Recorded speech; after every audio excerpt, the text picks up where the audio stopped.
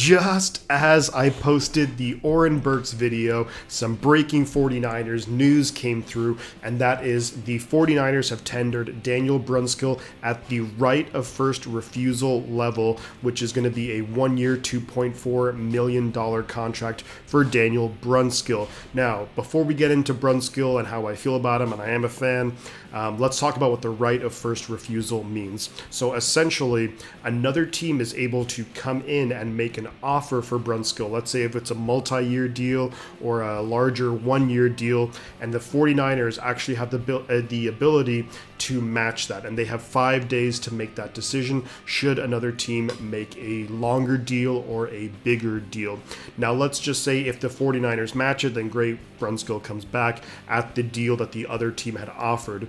Should the 49ers choose not to match that, in this case, how this was structured, the 49ers would not receive any draft compensation. Sometimes you will hear about like a first round tender or a second round tender, but this one, the right of first refusal, just means we have an opportunity to match a deal, but if we choose not to, we actually will not get any draft compensation.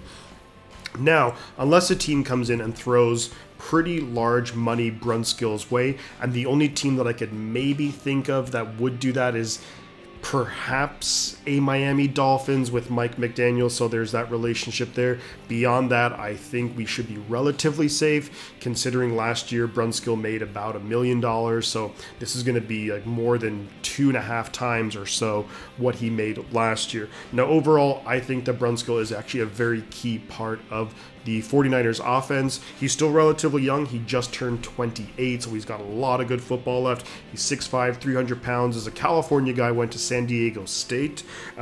He's actually played almost every single snap for the 49ers offense in the last 2 seasons. In 2021, he played 100% of the snaps. In 2020, he played 99% of the snaps, which is just insane. One of my favorite things, though, about Daniel Brunskill is his versatility. So he played all of those games at right guard, and he was a very solid guard. Now, he had some moments where he didn't look great, but famously, and as 49ers will joke about, he does very well, or quite well, against Aaron Donald for some reason.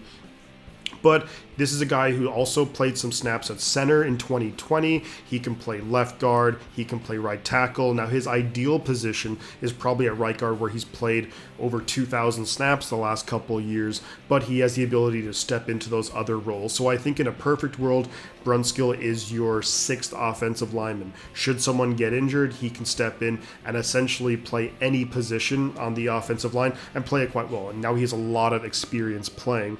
Now, what could be interesting, and maybe this could be the route that the 49ers are going on, is that maybe if they bring back Brunskill, and it's looking like they will based on this, is maybe they plan to have Brunskill at right guard and maybe move Aaron Banks to left guard, who, had his rookie year. He got hurt in training camp, so never really got a chance to fully compete for that right guard position last year.